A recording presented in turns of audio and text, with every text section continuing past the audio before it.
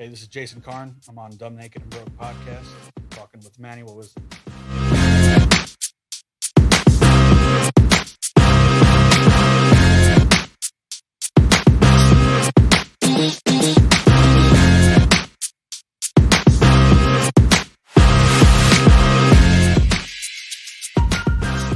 Dumb Naked and Broke.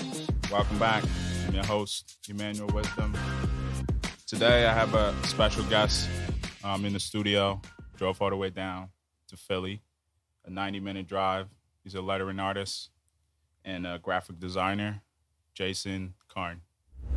Thanks for having me on, man. How you doing, Jason? Welcome to the show. Doing good, doing good. Appreciate Great. you having me over. Great, I'm glad. Now I could get my TV voice off. Dude, we was chatting, actually, Rose was late, so we was chatting a lot longer. We was chatting about like NFTs and like artists, paying attention to social media and kind of, I feel like some of that kind of gets into like ownership and like value of like artist rights and all of that. But before we jump into all of that, we're gonna ease into things. How was your drive out to Philly? It was good today. It was better than about a week and a half ago. I was supposed to fly out to a music fest. Got on the plane, flight got grounded, canceled. No other flights out. So I was back with the weather. Mm-hmm. I remember that. Couldn't go to the show. Couldn't take another flight out anywhere else. So just had to go home. So last trip to Philly wasn't too good. This one's a little bit better. You just came out here and then went back home. Yep. Yep. Once in a while, I'll go to like a couple record stores around town. Go to like Repo Records and a couple other spots. So, do you really own 1,000 records? Like 3,000 plus, yeah. It's a lot. Wow. How'd that start? When I was younger, I would just collect CDs. Like a lot of places would just have them for like $1 or $2 because it just was like a cheaper format, I guess, at the time. Like all used CDs, I could get at like any local shop. And after a while, I kind of wanted to see like the full artwork, like the gatefolds with like all the inserts and the posters and like we were talking about before we came on here, it's like a more intentional experience. Like you sit down, you put the needle on, like you're paying attention to what you're doing. Right. Where it's like not just background noise anymore. And I don't know, it's kind of like opened me up to a lot of different styles of music and stuff too. When I was younger, it was all like punk and hardcore and metal and it's just like real like aggressive stuff. And like now I've got like pretty much any genre you can imagine. Like I got tons of like soul, jazz. I've got a lot of like alternative rock stuff. Like I have more hip hop than anything in my collection. Probably I got like 700 hip hop records. Wow. All right, let's talk about some of your favorites from those genres. Like I don't know, like personal favorites, or it could be ones that are your go-to in terms of work. Well, I'd say like if we're going like off hip hop because that's like my biggest part of my collection. Like my biggest, most collected artist is MF Doom. I've got probably 20 Rest in peace albums. to the legend. Yep. Yeah, that was crazy too. Like Yeah. he died on Halloween last year. It's almost a year ago already, and we didn't even find out till New Year's. Yeah. So Yeah, it's crazy. Kept it quiet for months. Yeah, it's crazy because I feel like MF Doom death is kind of similar to the likes of like he's such a legend. It's similar to like David Bowie, passing. I think like right before his birthday or yeah. Something like it's very like how you go out, kind of going out in style almost. It almost fit into like his character, exactly, like his mystery and everything. exactly. That's what I'm trying to get to. Yeah. Yeah, but he had so many different projects, like the Victor Vaughn stuff, the Mad Villain stuff, like the King Ghidorah. Like the dude was just super creative, one of the best MCs ever. And then like I've been trying to get like all the Wu-Tang solo albums, but there's like 40 of them, so it's like real spread out all over. But like a lot of the other like biggest part of my collection is probably like hardcore and punk stuff. So I have a lot of stuff from like older bands like the Cramps, the Dead Kennedys, and Bad Religion, and so those are like my two go-tos for the most part. Wow. So with the records, do you like say if you're approaching a project, do you like set up like you were saying, like the putting yourself kind of not in the mood, but like just like the whole feel of intentionally playing the music from start to finish, or an album, or Yeah, just for like the sure. record? Do Like you certain like? projects, you get in the right mindset with the right music and things like that. Hmm. Like if I'm working Yeah, for like an walk me artist, through like that ideal project that would include that setup. well, I had this project over the summer, which is like most perfect project I can imagine for myself. There was, you know who Riot Games is? They made like League of Legends, like big computer game kind of I thing. know the games. I don't know the person. Yeah, like I never actually like played the game, so I didn't realize like how big it was. But they got 100 million players in that game, which is just Wow. crazy. It's like a whole social media network itself Yeah. in that game. But they have bands in the game, so they had this metal band that they like made 3D characters out of and everything, and they had me Wow. do the logo, like concepts for album art, all sorts of advertisement pieces and things like that. So obviously, like it was just nice to be able to listen to like a bunch of like metal to get in the mood for what I was doing. You know, like it's like a Yeah. rare opportunity. Like a lot of what I do is like old timey Victorian lettering, Mm. so I don't really like get in that headspace a lot with like the Yeah. heavy music. But with this one, it was perfect. Mm. Yeah, I can only imagine. Like, do you like have that edition of the game, or you said it was this summer, so probably it's too early. Well, they just dropped the album. It's actually like a full album. Like they have people from like other big metal bands like all contributed. Like the vocalist from this band or guitarist from this band all Mm. came to like record it. Remember that show Metalocalypse on Adult Swim that they had? Mm. Yeah, I'm when it comes to TV, I watch limited amount of TV, but I get some shows references again, but yeah. It's just yeah. like cartoon metal show, like Mm. basically. And they had like all like real musicians from like big heavy metal bands come and play the parts like in the studio, and that's what this band did too. They're called Pentakill, and so we got to hear their album like in advance beforehand and everything. So with that project in particular, like I was listening to a lot of their stuff over and over just to make sure it felt like exactly right for that project. Wow. Wow. And also like with most of the like the design process, I feel like a lot of like the clients don't necessarily know about the process, but like I feel like a lot of that research slash client discovery phase, um, it's not only is it needed, but like it's so like integral to the overall finished product that like for me I see it about like it makes up about 30 to I would say 30 to 50% of the work for me, because once I sit down and start to work, that's just kind of like printing out what's already up here Mhm. in the head. But is that how you approach the Yeah, work as well? yeah, for sure. And like with this project, I'm thinking I might have saved them like a big lawsuit even with the research and discovery part. Interesting. Like a How lot of the so? people behind the project, they weren't people who were like into heavy music. Like they didn't know much about like metal or punk or anything like that. But there is this big metal band called Pentagram, and they were called Pentakill. Mm. And the logo that they wanted to go with was like almost exactly the same. Wow. Like this band, like to metal people, it's like same level as like Black Sabbath or Iron Mm. Maiden. Like everybody in the genre knows it. Wow. So if you're gonna like rip them off, everybody's gonna call you out about it, and they're probably gonna sue you too. For it. Yeah. And also I feel like as like designers, the more you expose yourself to what's outside the industry, the more you could educate your clients, because like if you're looking at work, they could be like different genres of work in terms of design. So like your clients are coming from different areas, but like your exposure helped kind of resolved what would have been a problem. But also that's also something that could also come back to hunt you as well as a designer, in terms of being ignorant to. But that's you would know that. I wouldn't know that because Yeah, again, it's but there um, have been scenarios like that too, to where like I would design something and think it's like an original, unique mm, idea and put it out there, and then somebody's like, "Yeah, that looks exactly like this" or yeah, something. And that happened like more on early in my career before I like knew how to look up stuff and knew exactly like how to research my projects and things like that. yeah, Or even like the competitors for your clients. yeah, Like if you got somebody who only has like two or three competitors in the area and you do like the same type of design as like their main competitor, like that's not really helping them. That's just making no, them look like they're yeah, their competition. yeah. Clients always try to like get like trying like either like take parts from their client like competition logos or branding, instead of focusing on their own like narrative to help that visual. and I always try to like steer away clients if I do work with them in the branding and identity aspect, steer them away from that kind of quote unquote plagiarism. Because that's kind of what it is, kind of glorified Hmm. plagiarism. Um, Yeah, I try to steer him away from that. Like we have this one big distillery client, yeah, as you should. and they have everything like gin, vodka, bourbon, whiskey, all that.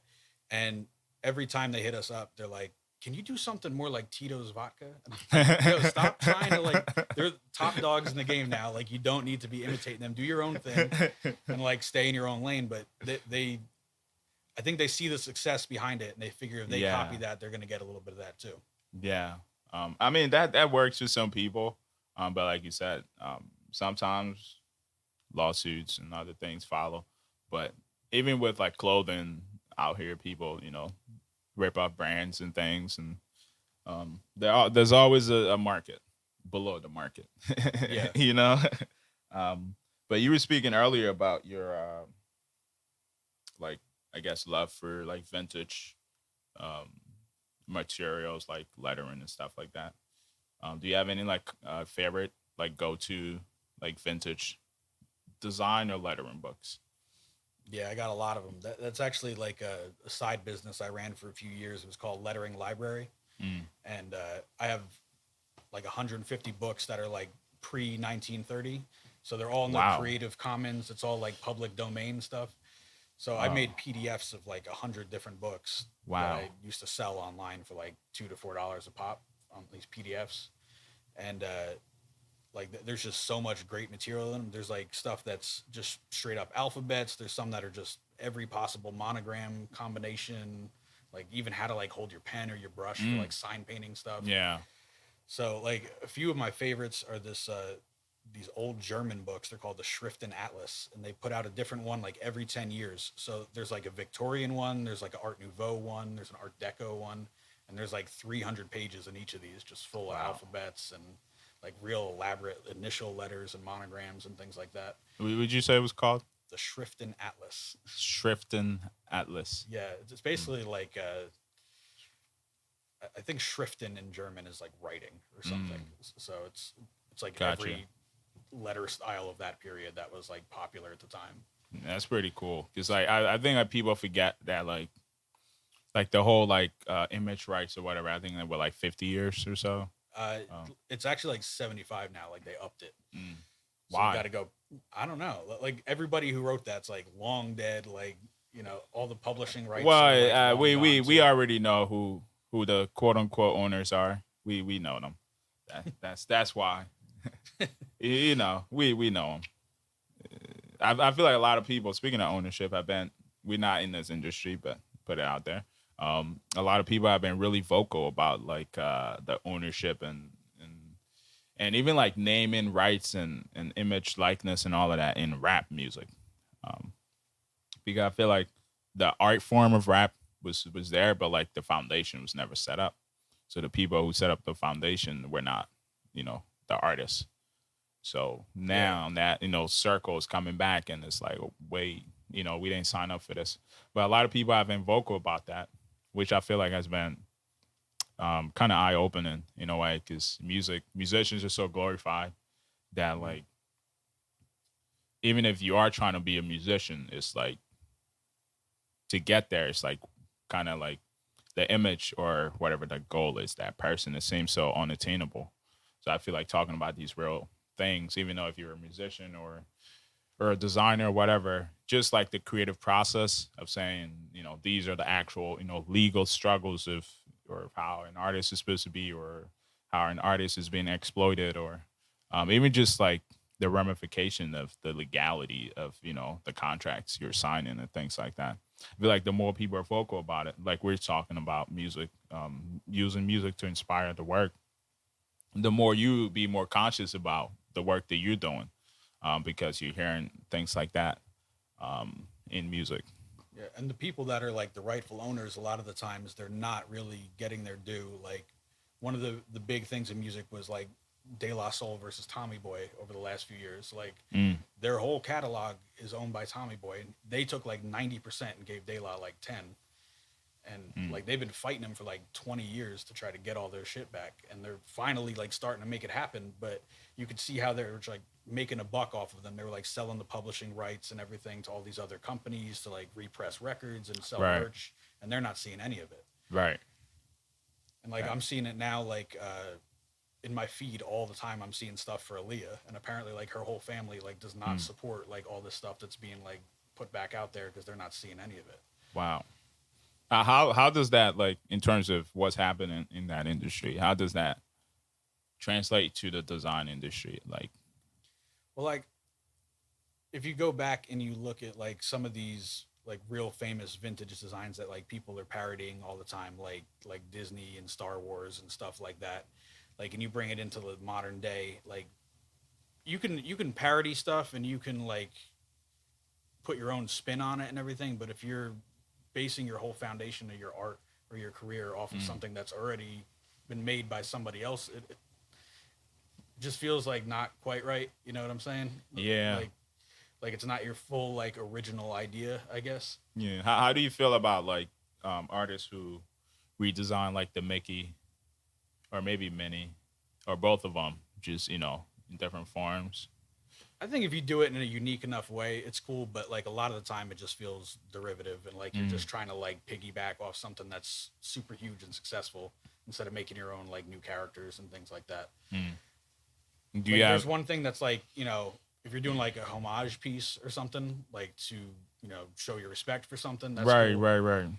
But like if you're just doing it because you think it's going to be like a quick buck, I don't know. I feel a little different that way. Yeah, Like you see it a lot like after the artist die. Like I'm talking about yeah, like MF Doom. Like yeah, how many like definitely. shirts and things do you see come out like right after he died Yeah, that people were just trying to right. profit on? Even speaking of that, actually, Eric and I, uh, um, when the public, I guess, heard about the passing, um, I hit him up or he had hit me up and we was talking about doing a collab. But I was telling him the time sensitive is too, like, sensitive to when he passed, that I was like, I don't feel comfortable putting out the design, even though if I do end up selling it or putting it up for sale on merch or whatever, I don't feel comfortable with the, Yeah. time sensitivity around, when the news happened and, Yeah, like how it's cool as a everyone's tribute reacting. for sure. Yeah. And Yeah. even like he has worked on his part, the illustration is already done, completed. He sent it to me and I have done some research on some, like we were talking about client discovery and all of that, on like quotes and things that I want to pair with the illustration. But I haven't put it out yet, mainly because of, I wanted to feel like I feel like if I put it out on, say, the anniversary of his death, that's okay in the lane of paying homage. Mhm. But like I want to feel organic, not like, oh, I just put this out because everyone's reacting and everyone reaction needs, I guess, validation or whatever. But I feel like a lot of artists and designer kind of exploit that. I watched that happen with Kobe Bryant, Nipsey Hussle, Yep. Yeah. and a lot of artists.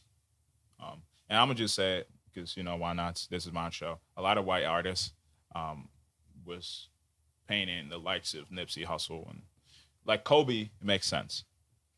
Kobe's a universal dude. I'm not hating on anyone. Just like in terms of time sensitivity again. And when you go back to see how Nipsey passed and what happened and how it was broadcast, to see people putting out art, it's like, because I feel like the black community had a different reaction, the American community or white America had a different reaction, but as a people, we all had the same reaction, that that was a human being, Yeah. and regardless of what the situation was, that's a no no. Um, so just like watching that and then going on Instagram and people actually felt hurt, so they was posting and doing some things. And I remember the one thing I posted a picture of him on my story, and I don't remember what quote was, but I said something personal that related to me, but that was about it. But and then for the next few months it was all Nipsey stuff and whatnots. But similar to what we was talking about, it's kind of that fine line between what these kind of owners do with these artists when they're alive and um, under contract, quote unquote. Not that Nip had a similar story, but just in terms of the whatever label you assigned to controlling and when something happened, using that incident as an instigator to exploit more of the likeness. And so even seeing, but going back to the Nip story, seeing designers do that, it's kind of heartbroken. And a lot of stuff you could tell if it's not organic, and you could tell people who are just doing it because they're doing it. But yeah, you see a lot of that. It's like people who were like just overnight fans that weren't ever about it before that, and they just wanted like okay, this is like a moment to kind of like jump into the conversation or something. Like they want to be like part of something, I guess, that they never were. I don't know. Yeah. But I guess part of this is why the show is around to kind of educate whoever's listening to it. Rose is always telling me to tell you guys to like, subscribe. Yeah, like and subscribe. Also follow, but share, comment, all that stuff. Hit me up directly.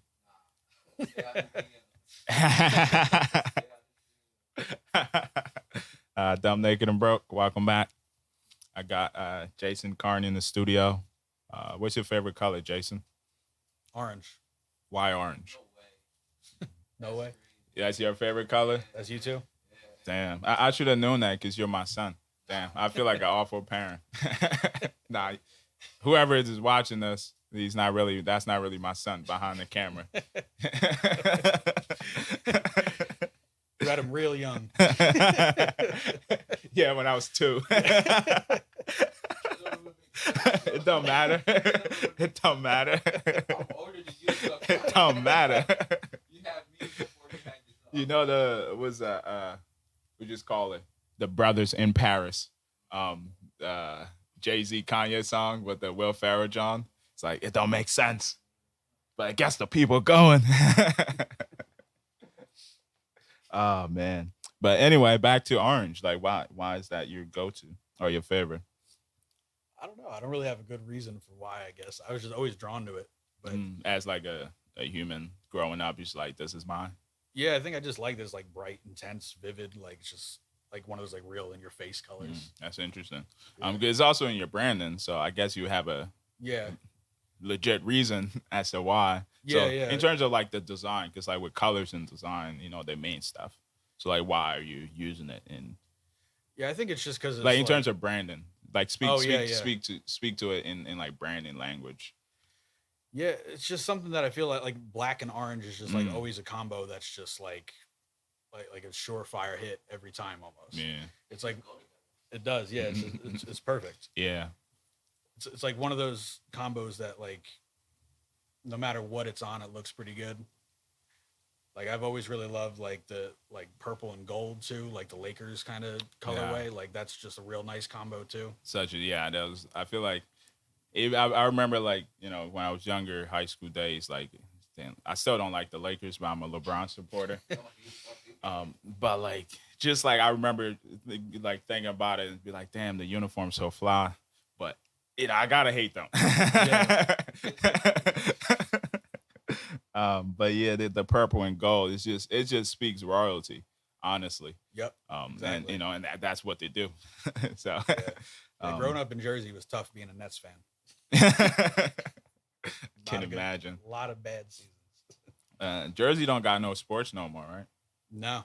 That's crazy how like technically the sports is still in Jersey. Yeah, I mean, like there's the Jets different and Giants play in Jersey. Exactly. New York Jets and New York Giants. That's so weird. Yeah. I mean, same with like Philly Union soccer. I think they're playing like Chester or somewhere that's not in Philly. Yeah, it's kind of odd to have a home game. I mean, it's like right on the edge of Philly. Philly, trust me, we know Philly. We from Philly. That's not Philly. But what emoji represents you today and why? What emoji? Yeah, I know you wasn't thinking about that, so that's why I had to. You don't even seem like an emoji dude. You an emoji dude? Not really. It's a great question then. Oh man, I don't know. He's like, I'm- thumbs up. Yeah, let's just hit it with the flame. I like the flame emoji. Yeah, That's fire. Yeah. Yeah, literally. orange. Yeah, good. Drawn to that again. Yeah, stick to what you know. Yeah. Yeah. But honestly, I think my go-to is I don't even know what this is. It's just like you telling people to stop, or you telling me it's perfect. I don't know, but I just Oh, is throw it it out the there. hands up? Yeah, Yeah. I throw it out there at people, Yeah. and I do the calling, or I do the 100 and the fire, and then the stars, a bunch of stars. Those are like my go-to emojis. But that's interesting. I think probably the stars I would say is representative of me, because this is what I'm thinking about 24/7. But getting back to the meat of what we were talking about. But before we get back to it, I kind of have one question. Do you miss kindergarten? Kindergarten? No, not really. Why not? Well, when I was little, I was kind of violent. Let's talk about that. Yeah. Now I feel like I'm in therapy or something. So But, that makes sense. The lunchbox imprints on those kids' faces. But I was just a wild kid. I'm not really sure why, but like I would bounce around from school to school. I got kicked out of like 6 schools before like grammar school. Like first grade? Yeah, like fighting kids in kindergarten, like hitting teachers and stuff. Like for some reason I was just like a wild kid when I was starting out. That's So like after grammar school I kind of like chilled out and like, What do you think did it for you? um You think it was society or like art? I'm not really sure. Like I never really sat and like thought about why, I guess. But like my mom was a single mother growing up. So like my father Shout out wasn't to the really single around. moms out there Yep. Yeah. getting it done. Yeah. Like my stepfather came along around like 8 years old. So like from then on, he took good care of me and everything. But for those years growing Right. up, formative years, I guess it might have just been some sort of like acting out, like weird family dynamic kind of thing. Yeah, I think that's kind of relatable on different levels with people's life, but like with art, I remember I kind of have a similar, story. Like just for me, it's just been like I'm going to do what I'm going to do. But now as an adult, it's more like with the consciousness attached to it, where it's like okay, like your space is only this big. But I remember just being all crazy, and then art came along and kind of stabilized things a little bit. And I'm wondering with art, what time did you really? Where was it something that was always there when you was a kid, or did it come along, like you were saying, like post grammar or midway in grammar school? Yeah, actually, that's kind of a good point, because that's like the one thing that really kind of like chilled me out and soothed me when I was a kid was like I would just sit there and draw for hours and space out and like just be in my own head about it. And I remember coming home after school, like I really would watch Bob Ross like every day after school. And that was my show. Like as a kid, like I would just watch that dude paint all day long. I put my mom onto Bob Ross right like over the weekend when I was visiting, and she was like, "Why is he painting these trees?" I was like, "That's the goat." Yeah. Yeah, I started like watching some of his stuff again on YouTube, and that dude is fast. Yeah, Like, she at the end she was like, I should start painting or something. he makes that look. Yeah, really easy. I was like, you're not gonna. Yeah, everybody's like, I can do that. Like, Yeah. he makes it look like anybody can do it. It's hard. Dumb, Naked, and Broke. Welcome back. What was the worst job you ever had, Jason? There's a few. A few. Probably the worst one though is my father used to work for the city of Roselle in New Jersey, and he would go in and clean up foreclosed properties, and people would just wreck those places. Like, and I don't blame him, because the bank's taking their house and everything and all that. Oh, they would destroy it on purpose. Yeah, Got it. they would like fill like cement in the toilets and everything to like bust all the plumbing up, or they would just like leave nasty shit everywhere. Damn. We found some crazy shit in there. We found like this big bloody shower curtain that was in the backyard. We found human finger bones. We found bullet casings all over, like needles all over the properties, and like it was like nasty stuff. So when I sit behind a computer now and I'm designing this stuff, I think it could always be way worse than whatever the worst client I ever had was. Like I could be going back to that. Like Yeah, that was way up there. Oh, man. Telemarketing sucked real bad. You got told to like just go kill yourself or die every day, like 200 times a day. You're calling people out of nowhere. I know. They have the same reaction you I know. have. I know. I was like, I get it. I was like, I hate being here too. I don't want to be here. But at the time, I was working at Circuit City selling computers, making like $180 a week. And when I went to work telemarketing, I was making like $500 a week. Ooh. So it paid way better, but crippling, Yeah. like mentally. Do you speak more than one language? No. I took a couple years of Spanish. I barely remember it though, to be honest. I think that's how a lot of foreign languages go. I tried that Duolingo app like around Christmas, and I stuck with it for like 3 months. And I got like most of it back, and then I just kind of like fell off again when I got real busy. But that's really it. We were talking earlier NFTs. I feel like a lot of listeners, and myself included, aren't really informed. With do you even know what those letters stand for? Non-fungible token, but that makes no sense to me. I have no idea what that fungible. What is fungible? I have no idea. That was the first time I ever heard the word, to be honest. That's just perfect. That's just perfect. Yeah. But it's. But I guess if you're gonna invent something new, invent a new word with it, right? Why not? Yeah, I don't know if it is. But that's the first time I ever heard it. Yeah. But so what is NFTs, and Basically, why is it so important to the art word or design? Well, NFTs are basically like a digital piece of art that you can mint, which means like you can make like a certain quantity of them, like whether you want it to be 1 or 1,000. Like you can sell these items as like digital pieces of artwork to people the same way you'd sell like a poster, but it's not a physical object. Wow.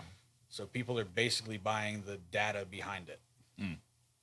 I don't personally see like what you get out of owning like a digital image, but I guess it's something to where like people think it's an investment and they could resell it down the road, or maybe they can convert it into a product they can make physical pieces from. Like maybe somebody can buy the ownership of that NFT and then make t-shirts or posters or something out of it. Yeah. Have you worked on any? I'm working on a project right now for them. They have me creating 120 different assets that will then be randomized into 9,000 different NFTs. So like they'll change out like the border or the type or the background for all these things through a computer algorithm, and it'll make each one look unique. So it's something that's like still kind of tough for me to even wrap my head around, but at least there's somebody on the developer side who knows what they're doing on that. Like I at least just have to handle the design. Yeah. But it's tricky. It's like a whole new market, and it seems like a lot of people are making some pretty good money off of it. Like, I don't know if you followed that guy Beeple on Instagram. Beeple? It's Beeple.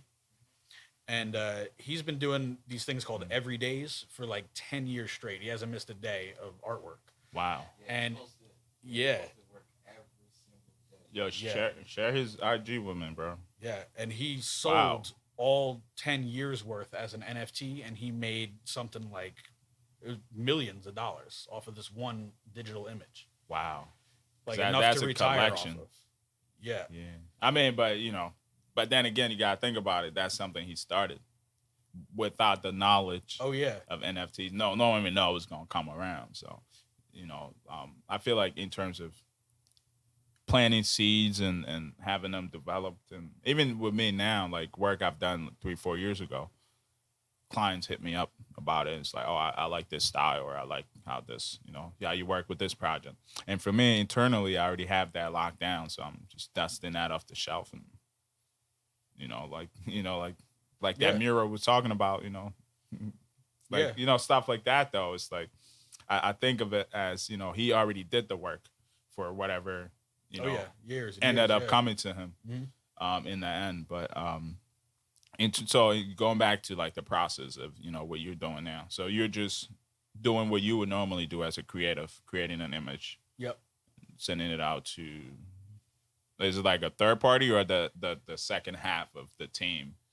Yeah, I think the client has somebody like internally that they have on their team that is going to run this algorithm that combines all these pieces. Got it. Got it. Oh, so the separate pieces are going to be the one image. Yeah, exactly. Can't wait to see it.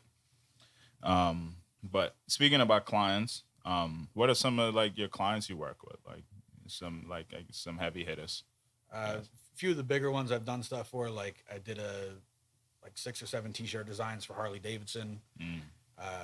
I did a big festival logo design for Disney. They had something called the Season of Light out in Disneyland in California.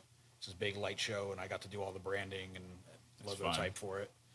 I've done shirts for Wu Tang. I've done shirts for Def Leppard. Lady Gaga had me do some stuff one time.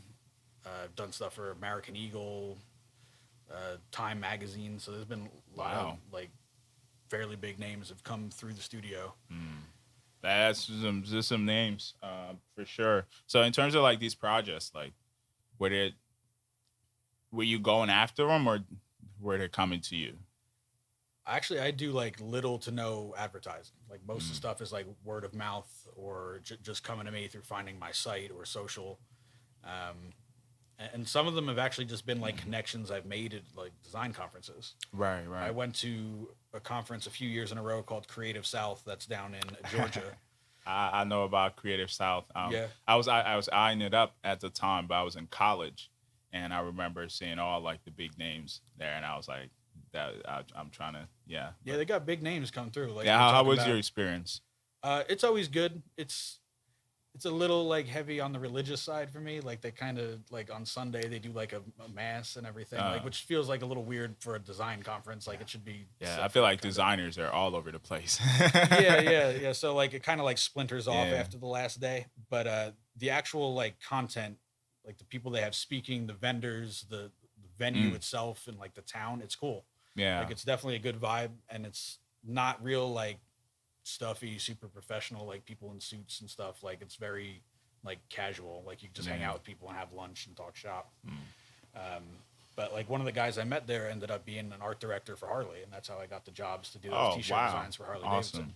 Awesome. Like I feel like two things I want to talk about next is like going out making those early connections, like conferences and things, but also in terms of building those relationships, like you were saying, where we live in an age of technology and advertisement, basically, where if you don't have those two things, it's hard to quote unquote progress. How are you, gaining traction and slipping between the cracks, so to speak, and still getting work done with some of the best, obviously. I think a lot of it comes down to like how you manage relationships. If you're good to your clients and you do good work for them, they're going to tell people about it and they're going to refer their people to you. Like one of the best clients I ended up having was the store in Kentucky when I lived in Lexington for a couple of years, and I worked at an ad agency there, and they had a place called House of Bourbon open up. And it was the only place in the country you can resell old vintage liquor, like 100-year-old whiskey bottles, like still full, and they're worth like crazy money. But anyway, they hired me to do the logo, and it was a good experience, I guess, for them, and they were happy with it.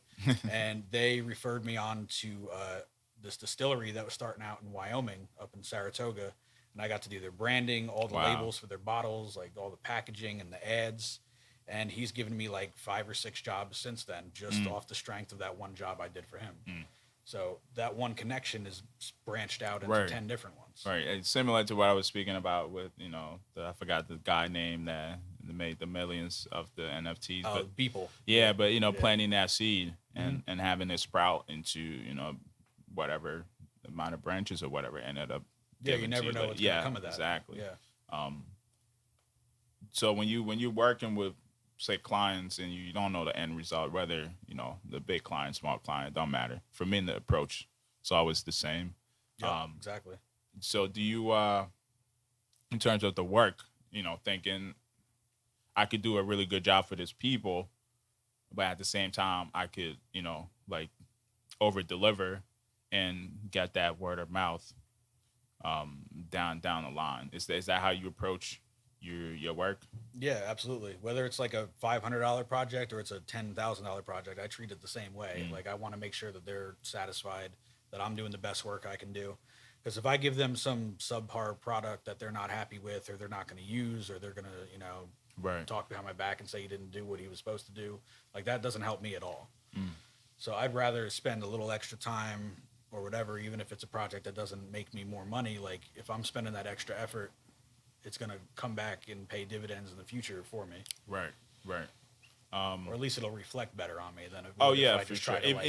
Even in the moment, I think it does reflect better because as an artist, you get that satisfaction of I actually went into this project with X, Y, and Z as quote unquote bullet points, and you actually got those things done within that. The time frame ended up start working towards the last end, but that's whatever design people. But like you have intentions going into a project, and as an artist or designer, you get to solve those problems or those puzzle pieces, whatever way you look at them, and there's a certain satisfaction that comes with saying I did the best I could with the timeline, budget, time frame for the client.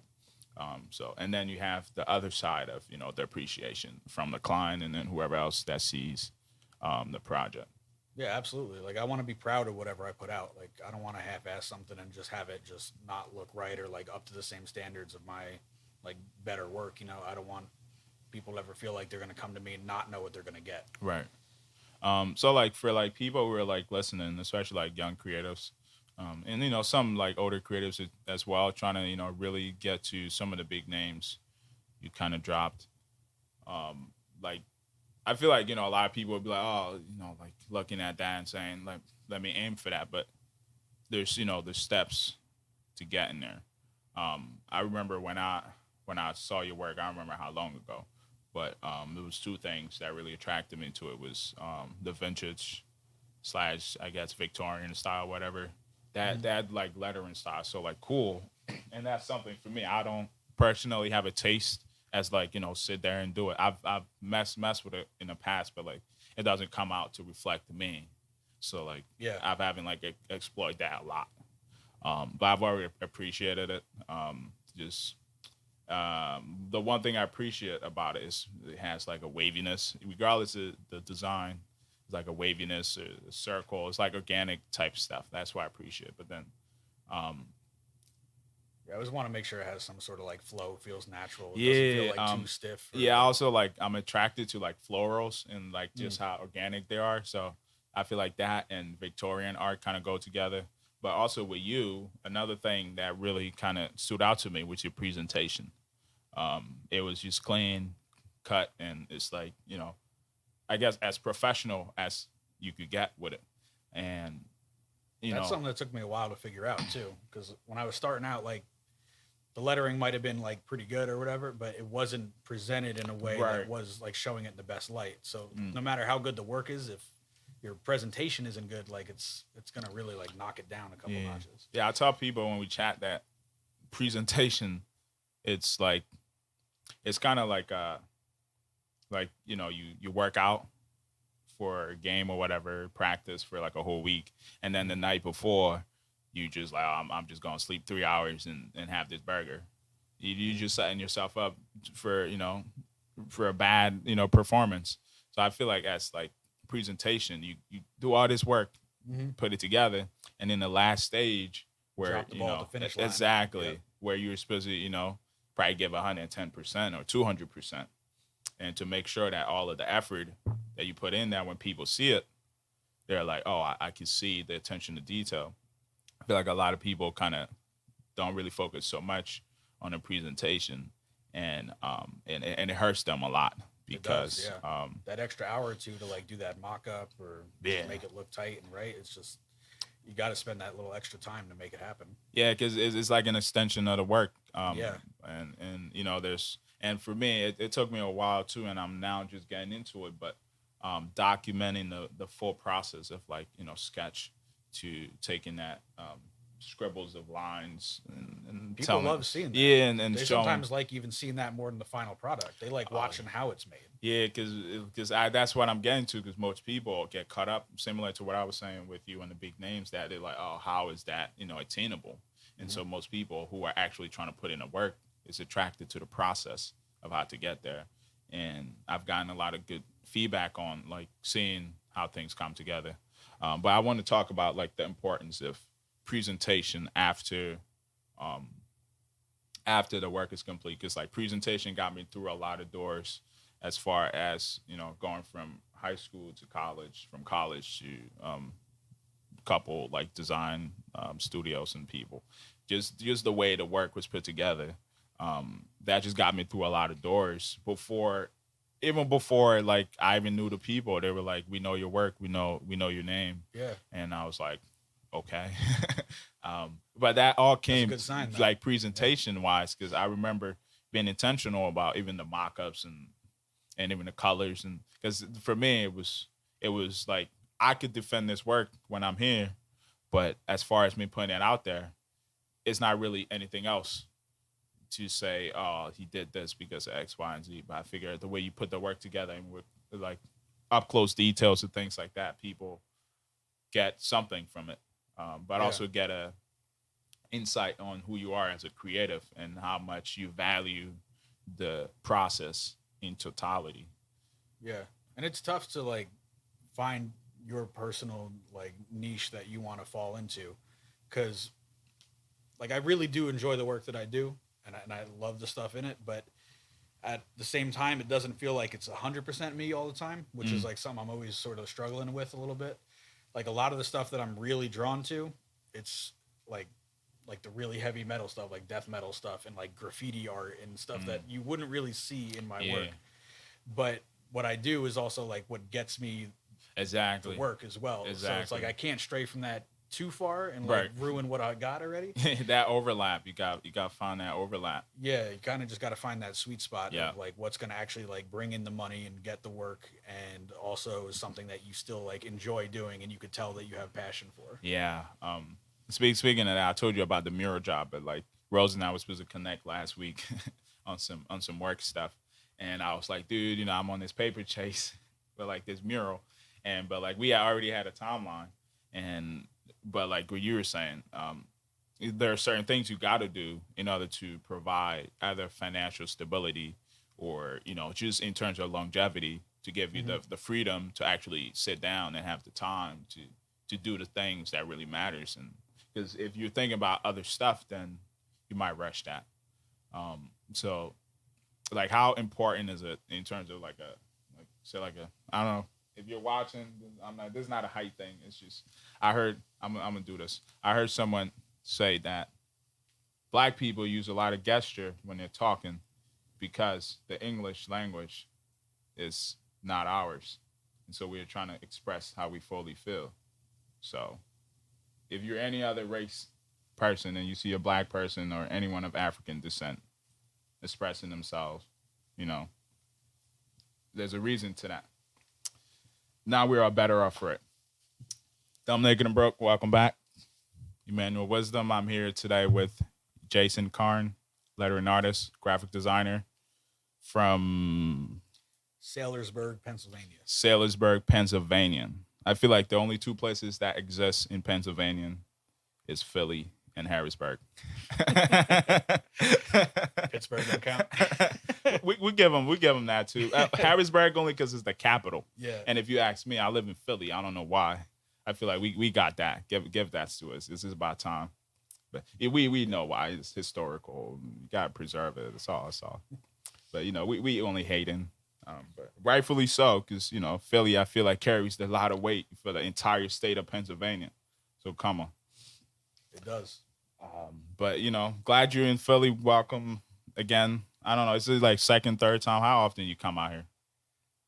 I'd say like once every other month or so. So you're kind of familiar with the area. A bit, yeah. Like I used to come to a lot of like hardcore shows here. Go to the First Unitarian Church or like the Fillmore, places like that. See some shows. Do you have any like I don't know, like festivals or something that you normally hit on a yearly in Philly? No, I've never really done like those big multi-day festival kind of things. So What was the just American passed. one? What was that one? I was Made in America or whatever. Oh, I don't even know that one. I think it was supposed to be the last one that happened or something. I don't remember. They did have one. recently, right? Yeah. That was what I was trying to get to. Um, Yeah, they just had one that passed like 2 weeks ago. It was like a 2 day thing that Decibel magazine put on. It's called the Metal and Beer Festival, mm, and just a lot of like heavy bands like Converge and Napalm Death and stuff like that were playing. But I didn't get to go to that one. It was all sold out. So yeah. And so in terms of like younger creatives who are coming up or age group, it don't matter. Age range don't matter. But just in terms of when I say younger, I mean experience. Like what should it be? Like 3 or 5 things they should be focusing on, whether it's presentation or relationships or networking or like foundational things yeah, that could set them definitely, up. definitely presentation and relationships, like we already Mm, touched on. But one of yeah. the biggest things is, I would say, like if you're having a hard time finding clients for this kind of stuff you want to Mm, do that work on your own time and show that you can do it, prove that you can do it. yep. Because one of the things I really wanted to do was get into packaging and labeling, because the way they print it is so nice. They do like the embossing and the gold foil and like all the die cutting. A Like, lot of different treatments. yeah, it just looks great. But I had never actually done that for a client, so I didn't have any of that in my portfolio, and I couldn't. It's one thing to say you can do it, but it's another thing to prove it.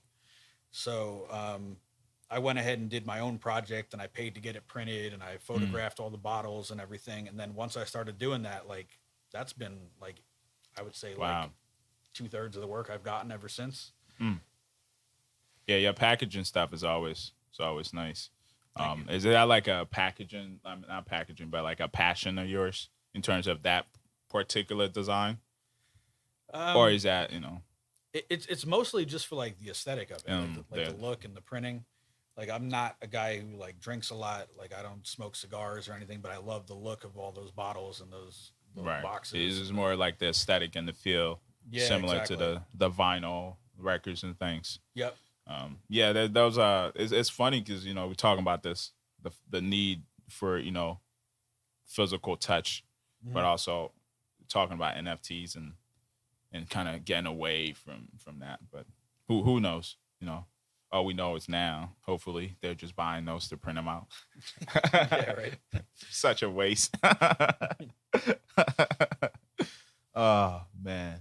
Are you more productive at night or in the morning? It used to be at night, but now I'm gonna say like as I'm getting older, I'm getting up earlier, and Mm, I'm feeling a little bit better in the morning. I don't know what it is, but like at night, I just like to kind of like chill out and relax. Like I watch like a movie almost every night with my wife, mm, listen to some records, just like smoke and chill out.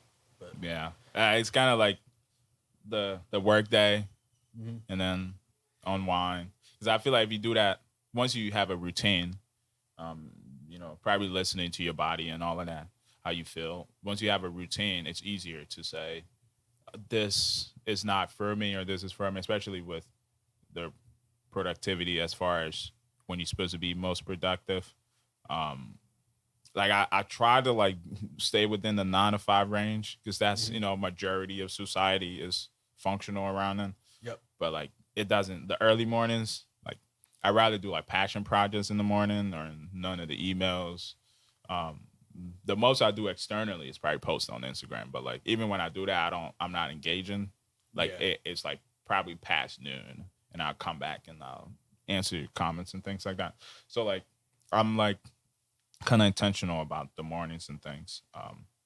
But in terms of like productivity, you just go from like a day to day or like a week to week or Yeah. I mean, it's been a career long thing trying to figure out like work life balance. Cause like you said, like you used to just go long yeah. hours or something. Like there were days I would work until like midnight, and I just wouldn't do anything else but work, Right. just to try to get it done or to try to get more money or whatever it had to be. But now like I think it's also that I've gotten faster and better at what I do. So Mm, something that might have taken me 10 hours a couple of years ago now only takes me, 2 or 3 hours, yeah. and it helps me kind of balance that out a little bit better. Mm, But but yeah, like most days are pretty similar. Like I try to answer email like first thing in the morning just to stay on top of my conversations, and then the rest of the day I'm trying to focus on work. yeah. Um, one real big thing for me has been getting an artist rep. My best friend Shane Styles, he lives down in Florida. He's my artist rep, and he does all my project management. So like all the business end of stuff, like Interesting. the paperwork, the invoicing, the client calls, like Right. that's the stuff that like takes me like out of my focus and out of my zone, and like eats up a big chunk of the day. It's interesting that you brought that up. 'Cause recently I was looking into, because I do most of the like work and stuff for everything that I do, and it takes away from the creativity. Because whenever I do call it like the business side of it, right?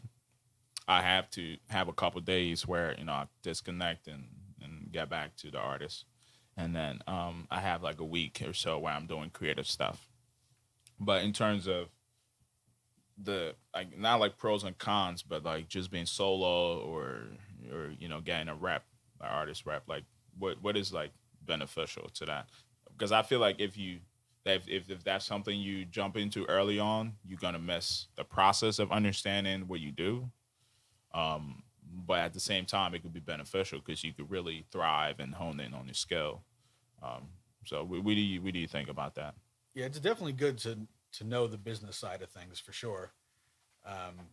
Like I don't think anybody should kind of like jump over that and skip that part of it, because then you might be getting kind of taken advantage of on the back end if you don't understand the business ends of what happening.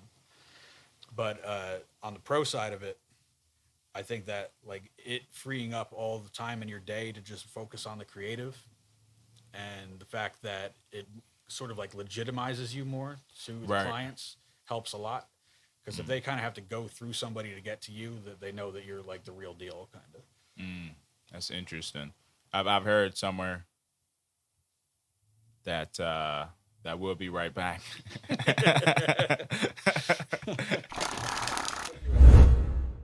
I'm Lincoln and Broke. Welcome back. Like I was saying, I remembered I had heard someone you was talking about the legitimizing the image of an artist. I heard that Jay-Z has about like 18 people that you got to go through before you talk to him. That's layers. Like- That's serious. Like that's like intense. Yeah. I was like, I need that right now.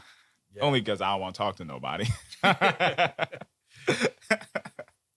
But like I was thinking about that, and I was like, that's so legit, because by the time, whatever information, like I don't need 18 people. I don't.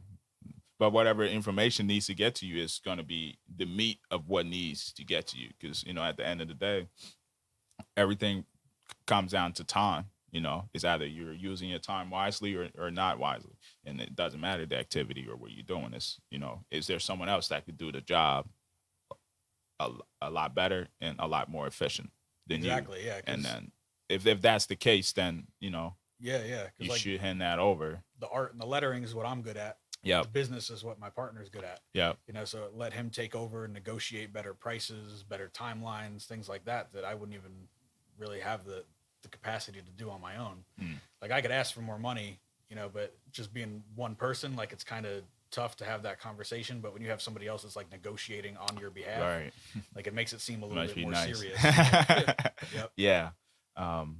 But in terms of like the artist and artist rep, we talked about that. How say an artist who isn't looking to go the route of an artist rep, like what are some of the things they should like be cautious of or keep in mind or keep at the forefront of that unknown industry they're jumping into? I think it's good to just kind of like be conscious of what other people in your industry are like pricing and what they're doing too. You can just straight up ask people, like, build relationships and talk to people. And a lot of the times they'll tell you like, this is how I do my invoicing, or this is how I structure like the payments that I'm getting and things like that. So if you're just like going into it totally blind, you could have some people try to like guide you, like look for somebody who's like a mentor maybe. I've had people that I've gone to with that stuff early on, and they kind of helped guide me through it. Like I was telling them when I was first starting out, I was like, oh, I'm charging like $50 for a logo. And they're like, you need to- Smack. you need to, like- What's wrong with you? yeah. Up So, that. like $50. Yeah. Yeah. Yeah. And then, people were like, yeah, we charge like $100 an hour. And then some people charge like more than 1,000 that. an hour. Yeah. Like it's crazy. Like Yeah. I be telling people, I'm like, once you understand like money, like it's vast. Like it's Yeah. not just $9, $10 an hour. Mhm. That's not how people are living out here. No. But And if you could make your clients money, they'll pay too. exactly. But at the same time, like you were saying, be conscious of what's happening and price levels in the industry, because this is not it's not like a grocery store. Like all the oranges are Yeah. not $9. Um, that wasn't a punt at your, your.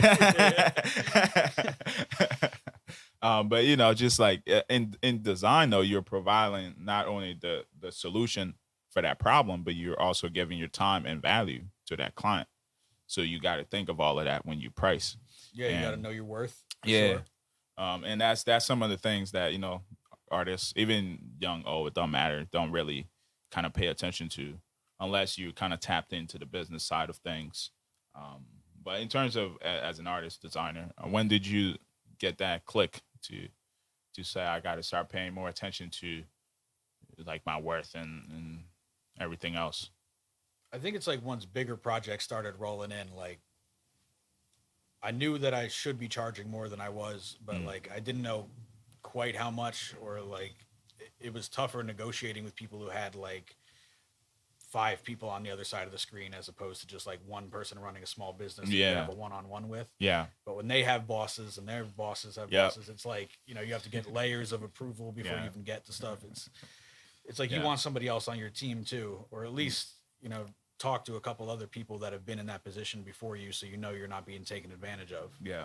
Yeah. And speaking of those like layers, people I recently was working on this project, and like I had to submit proposals for the project, and like the proposal got accepted and whatnot, but like it was time consuming as every proposal. And we did the first one, and then the second one, same thing. It was like, oh yeah, the project's much bigger, but you have to submit a proposal to get it to the team for review, and then we get you on the project. Did the same thing. Proposal got approved, and started working on the project. While I was working on the project, like the manager, like building manager, came in. It was like, oh, the owner's actually here. The actual people who review the stuff you've been sending them to.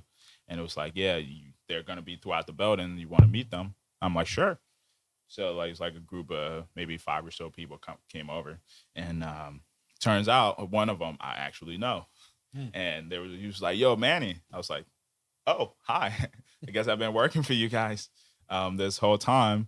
But just to say, going back to like that building our relationships and everything else that people don't necessarily pay attention to, that kind of helps put it together. But to the point of I was trying to make of like knowing yourself, knowing your value and things like that, I immediately was like, if I had known these were the people I was working with, because I had worked with them before, it's just in terms of ownership and how things are structured, there are different names and things. So I was like, if these were the people, I would have been making probably triple what this proposal is worth, because these Yeah. people know my value, and what I'm saying, they actually know my value of what I'm doing. But because it was a new, like a newer client and all of that, you gotta make sure the first foot in the get is suitable for all parties, and then Yeah, you start to build upon that. But when I had the moment, I was like, yeah, I actually know the actual owners. And, but like just like that knowledge alone was like, getting my brain racing. So in terms of like value and knowing who you are and just what you have to offer to the world. Even if you're creative, I think like creative people look at art as, good or bad, because that's how we were programmed in school. If you're not, doing the Michelangelo on the ceiling, then you're worthless. But part of that I feel like is the washing of what is art.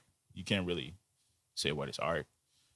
But so like if you go to art school, you grow up saying my art gotta be this. It gotta hit this, and you kind of slowly peel away from who you are. Like we was talking about your interests and how that kind of influence how even like projects necessarily you wouldn't do, but like because you do other stuff, it helps you get over that and get you to what you want to do. But I feel like with art school, it kind of, in terms of helping a lot of people, it kind of actually push a lot of people away from the uniqueness about them as a creative, And years later, they try to, unlearn not like literally unlearn, but saying, oh, I this, those brush strokes, or maybe the Van Gogh swirls that everyone does. Hey, come on, everyone knows who that is.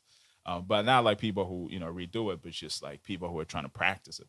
And it's just like, Yeah, you do have to like reset and yeah, refine yourself sometimes. yeah, like, a little exactly.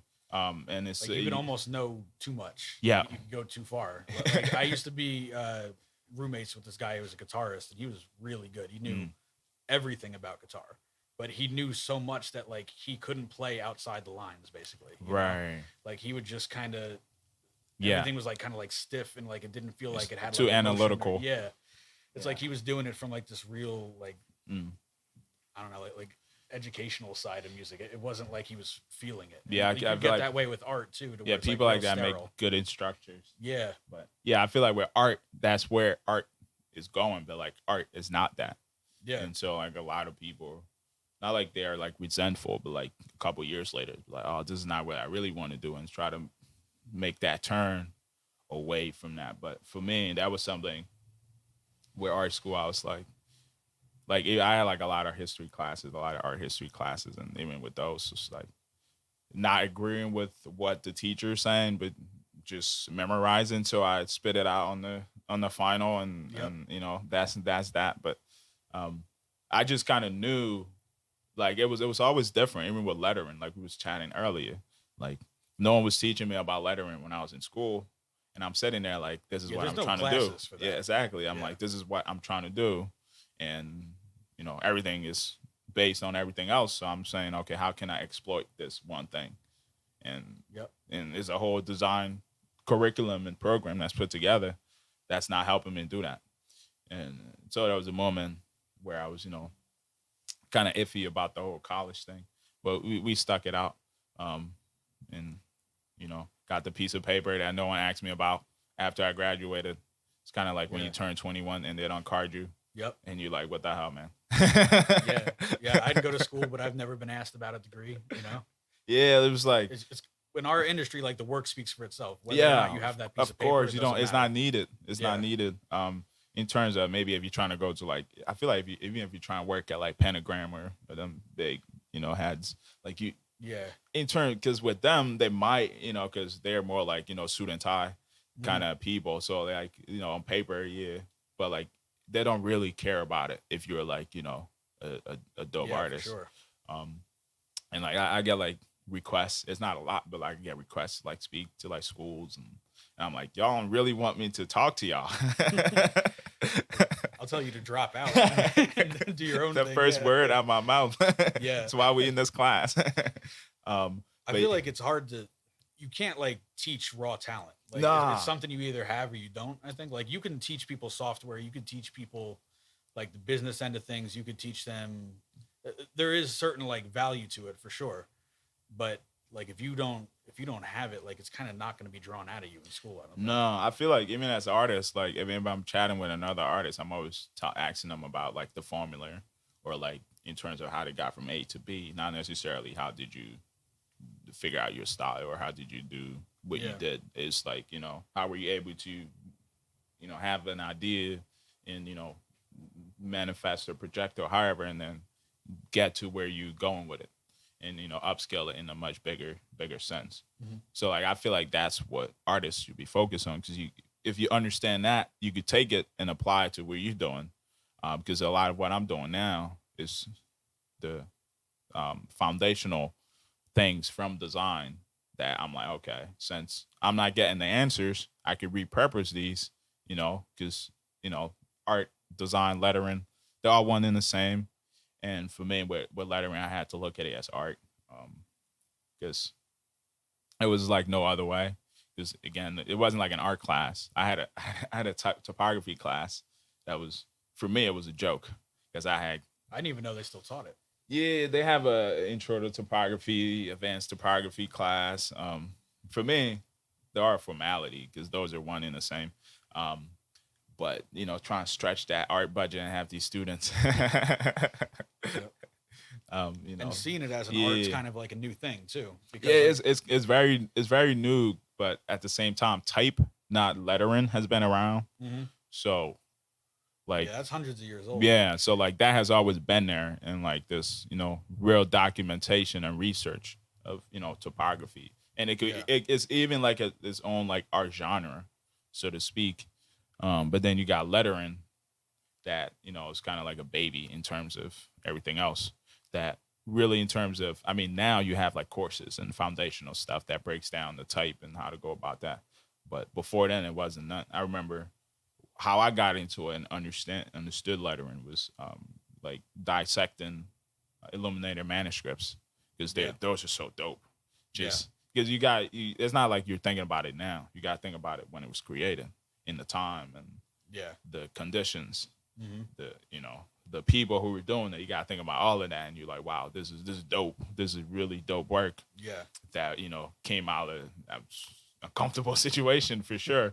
But some people were actually sitting there to actually do it, because it was a practice and an art form, and a very respectable one at well. So, but if you think about it, you're like, wow, this is dope. And when I look at it, I'm like, after all these years, that stood the test of time.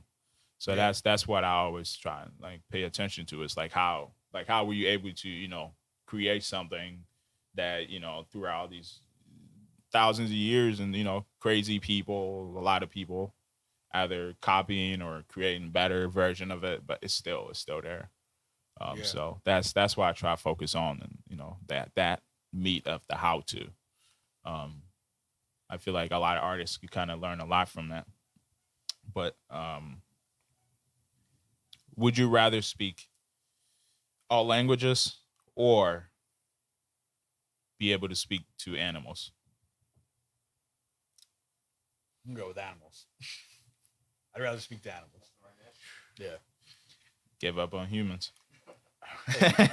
We got translator apps on our phones. We could still talk to all people. That is true. I'll Even though go- we're not going to use those translator apps.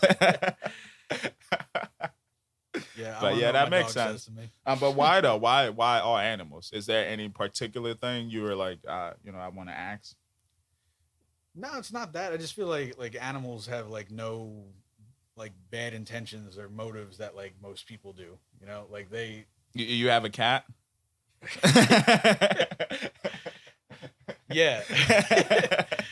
Cats excluded. Let's cut cats out of the. Yeah. But like my dog loves me no matter what. Like Yeah. I feel like most animals do, and like they have just like a better nature to them than most people do. Like there's lots of good people, but Yeah. you know, There's a lot of work to get to those good people. yeah, But I feel like with cats, it's just salty because they're around for so long, and they're so close, yet they haven't gotten They just figure out they how to haven't gotten the manipulate you. BFF title yet. no, So that's why they're like, damn, these dogs. no, they're manipulators. They act like they like you, and then Let's play they're just second. trying to You get something. You out get of a you. paw to the face. Yep. Oh man. Shout out to all the cats out there. Oh man. But never hear music again or lose your ability to read. That's hard. Mm. I'm gonna go with lose my ability to read. Yeah, I knew you wasn't touching the music with Yeah. those 3,000 plus vinyls. Nope. Wow, that's a tough one. That is hard. Woof. That's a brutal one. Music all day then. Yeah. Well, you got an artist Uh-huh. rap, so Yeah. you're fine. I need him to just like bring me picture menus from now on. I'll have picture 13 Yep. with that drink in. Time to learn some braille, I guess. Oh man, but that's a pretty tough one. Even I ask people that, and I don't have an answer for that. So don't. Last time someone reversed and switched it up, and I was like, cut. Oh man, but any countries on your bucket list that you haven't visited yet? Yeah, I haven't traveled outside of the U.S. like Mm. much, but I'd really like to go see Japan.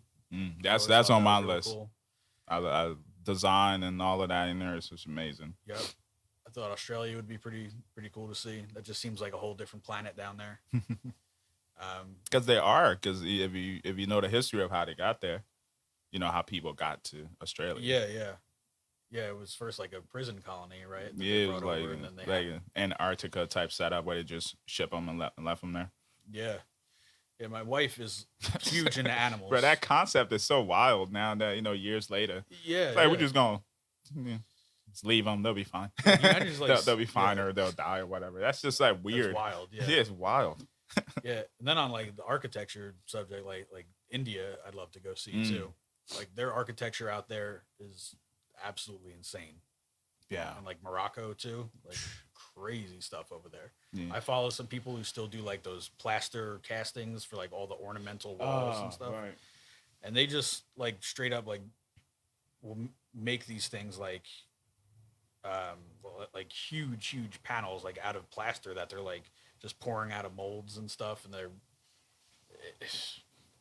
I don't know. It looks like ancient techniques, but they're Because still doing them today, it's like probably just is. the same way. Yeah, it probably is. Yeah, But yeah, with stuff like that, it's so like mesmerizing, but at the same time, you can see like the human connection, yeah. firsthand, seeing, and then you see it on like Yeah. a building or. And they do like every part of it. Like Yeah. they mix their own pigments for colors and everything too. It's not like they just run to Yeah. Home Depot and get Yeah, like, it's like, I want green tile in this, and it's like yeah, it's kind of like when I listen to people, I don't really engage, but I listen to people talk about like how the pyramids were built, and I'm like, if you look at the culture, it's easy to kind of figure out how it's built. I don't know how it's built, but like if you look at it, you'll see that they actually had sense and they actually used their brains, and it's not no alien type stuff, but like it's more the sense of no, like they were really like intelligent. yeah, like art historians talk about like the pyramid, how did it get from Egypt to like I think like Mexico, the Aztec. Yeah, like all There's those like Mayan and Incan ruins Mayan, and stuff. like yeah. how'd that get there? I'm like people were traveling back then. It's not like Yeah. the They're, like, world didn't amazing exist. engineers, Yeah. yeah. People were actually balling, and Yeah. they didn't need watches, and I'm gonna look at the moon and look at the stars real quick. All right, we got some rain coming next week. Let's try and hit up Mexico. Just being funny, but like that was really how things operated, and people didn't understand that like the brain is really a crazy mechanism. Like Yeah. like We like to think that people Like- like thousands of years ago were Yeah. like super primitive, but they were brilliant too. Like really great engineers, like the Babylonian stuff, the Yeah. stuff in Mexico, like the Chichen Itza, I think, is like the huge temple that they have down there. I don't know the name, but It's like the architecture of it's just insane. yeah, there's like architecture again, something that I feel like with architecture, some people are going to live or occupy it, is very attention to detail, but it's something again that always stands the test of time, Mhm. and and years later, people always is in awe, not just of how it is, but how it was created, and similar to what we were saying about like the process, sharing the process of what we do, and people being in awe of how you got from A to B. But yeah, for me with architecture, I was telling you via email a little bit that I actually went to architecture and design high school with Rose over there, and I mean I knew right away architecture wasn't for me. It was too much work with the whole like 8 years. It's a long program. Yeah, I was like, I'm trying to get to this paper, and yeah. It wasn't what I thought either. Like I thought I could be a draftsman, like just draw the building Oh, and stuff yeah. like that. But that's like not a job that exists anymore. You need to be like an architectural engineer. Like and Yeah. the whole like math end of it, it's just it kind of I couldn't wrap my head around it. Like I got to like pre-calculus and I hit like a wall with math. I Wow. was like, So you did actually. I did one semester up in Boston. I did So what I did that. happened? How'd you? failed Yeah. math. didn't That'll do- do it. Didn't do so good in English. I did good in my drawing class and my art history class and all that. But that was really it. The building is beautiful, but it's not stable. Yep. Nobody go in it. Oh man, that's what's up. But like with architecture, it was like in terms of time, it was just too long. But like as far as because that's how I was breaking it down as a kid. It's like you get the numbers. This profession make 40, 50 a year. What 2, 3 years or 4 years of college. Mhm. The next one, post college. That's how I was breaking it down. Grad school if it's needed and all of that craziness. So I was like, yeah. By the time I get up there, then I don't know. Then you gotta, put yourself out there after all these years of, basically what you was talking about, proving that you could do the work if you don't have that portfolio and getting certifications to actually do the work and all of that. So I was like, that's a process. But the main thing was I didn't have the patience for it. Yeah. Beyond all the other excuses, the patience wasn't there. So that was when I knew. But going back to your story though, when was the architecture and graphic design flip? Was that like something that you were conscious of, or was it just like architecture is not it, and I'm gonna No, see I what's just out kind there? of like fell into it. Like in high school, I took those CAD classes. That was like the one elective we had that was on a computer in our school, and you could draw buildings and objects and things like that. It was more like a mechanical engineer kind of program. But um, after I did the semester of it, my mother had passed away that winter in between semesters. That's 15 years ago. And during that time, my brother was only 8 years old, and I was like, kind of want to hang around for my brother because my mother's gone. Yeah. And so I didn't really know what I was going to do, and I was just taking like all random jobs. Like I worked at like a grocery store. I was working like for my friend's father doing construction work, and then I met with some dudes that I went to high school with, and they all had bands, and they all needed like album art and flyers and stuff. And they're like, "Yo, we remember you were real artistic in high school. You want to do this? You want to do that?" So I just started doing that work, and then I moved my way into like merch design, doing like their T-shirts and posters for them. And actually, like a lot of my first work was doing MySpace layouts for people back in the day. It was Wow. money to be made in it, though. Wow. MySpace layout. I didn't think Yeah. that was a thing. So like the IG layout, whatever. That's not new. No, you could like totally customize your page. Like I figured out all sorts of like hacks and codes to like get rid of the ads on the pages Oh wow. and make it look like it's like their own website, like animated stuff. And so that was like an early part of what I was doing. But after a while, I figured out like the lettering's what I like more than any other part of it, and it just kind of gravitated towards that. And maybe it had something to do with like the architecture too, like looking at the old buildings with like the stone lettering and plus, like I said, like I really like graffiti and stuff when I was growing up. So I think that was just like a seed that was kind of like planted in my Yeah. head early on. Yeah. So with the type, going from architecture, graphic design, and then into lettering, somewhere along the lines, you was telling me about caramel. Is it caramel? Carmel, yeah, Carmel. yeah. All right, I messed It that was up totally. it's all good. Carmel Most people type do. We code. even have like a thing on our FAQ because most people think it's caramel, but it's because my last name is Carne and the other guy's last name was Melton at the time, so it's Carmel. Kind of like Got just you. put it together. But yeah, it was a font design site where we were selling our own stuff, and then we started pulling in some other designers. Like Gary Godby was selling stuff with us. He's one of the Disney Imagineers. Like he did a bunch of the windows down in Magic Kingdom and like rides and stuff like that. And then there was pretty awesome. this guy Noel Weber. He's up in Idaho. He was selling some fonts with us. He's one of the best sign painters in the world, probably. And another one was Jerry Berg. He was a guy who did like all like hot rods and pinstriping and stuff. So we had like this nice, like Right. diverse kind of set of fonts that we were selling. It's awesome. And now I'm starting to like branch out and partner up with other sites. Like I got stuff on Retro Supply, Heritage Type, Ephemera fonts. Like diversifying your stream of incomes has been like a big thing for me. Like all this passive income. Yeah. Like it might only be like $50 a month here, $100 a month here, but when you have like 10 of those like piling up, like it starts to add up and make adds some up. real money Yeah. every month. With Retro Supply Co., I was thinking about them. Like, was that experience like for you? That was good. I've known that guy, Dustin Lee, who runs Retro Supply now for like 7-8 years. He's another guy I met at Creative South. And we started out partnering with that lettering library business I was telling you about, where I sold those PDFs of those books. I sold a big bundle of them. It's 125 books altogether. And so he put it up on his site as like a Black Friday deal for like $50 for all those 125 books. And that made like a lot of money over a week. We did that Christmas through New Year's, and in 1 week that made $30,000 Wow. from selling PDFs.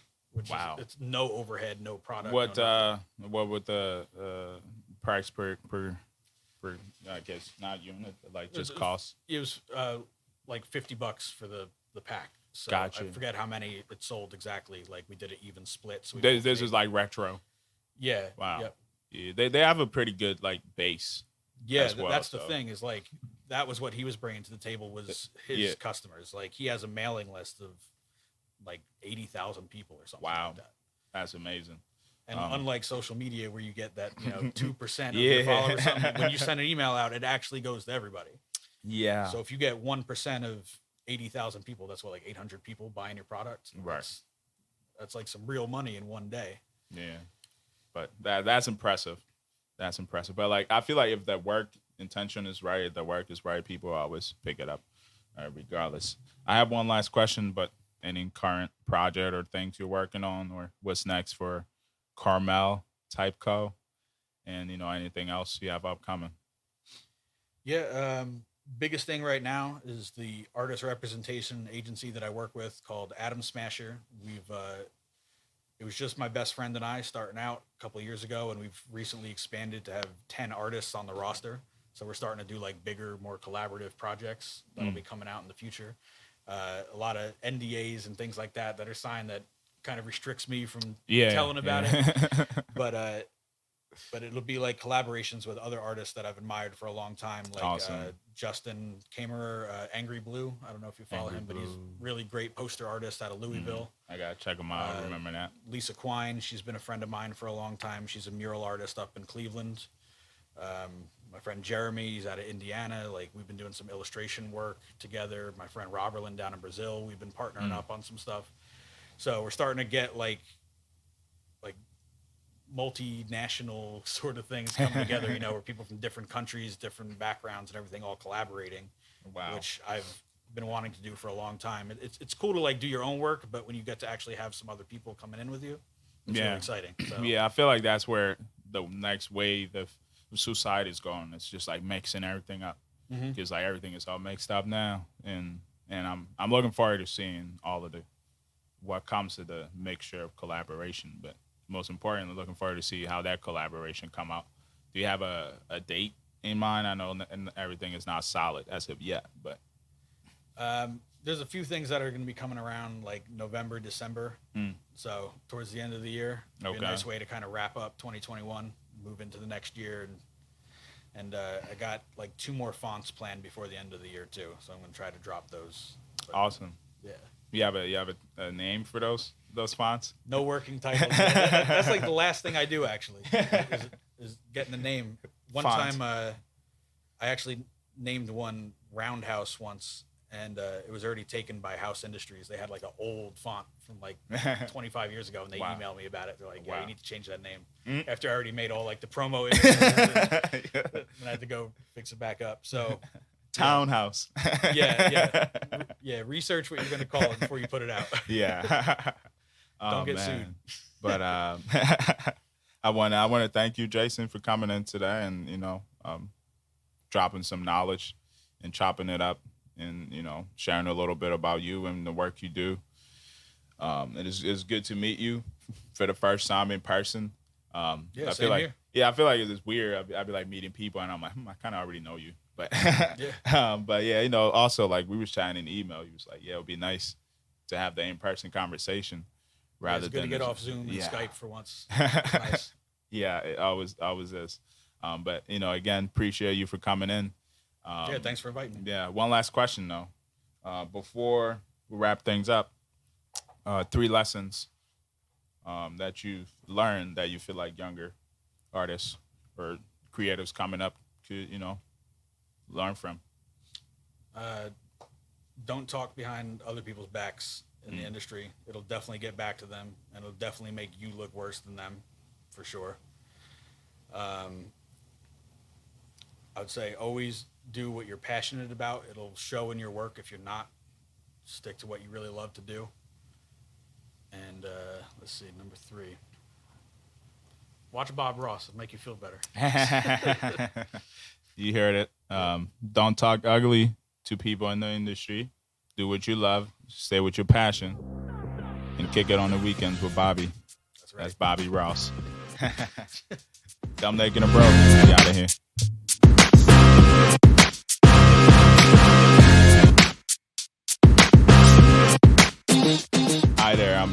wisdom, host of the Dumb, Naked, and Broke podcast. I want to thank you for spending time with us today and listening and watching wherever you listen to podcasts. Make sure to subscribe, Apple Podcasts, Spotify, YouTube, and whatever you're listening right now. Thank you.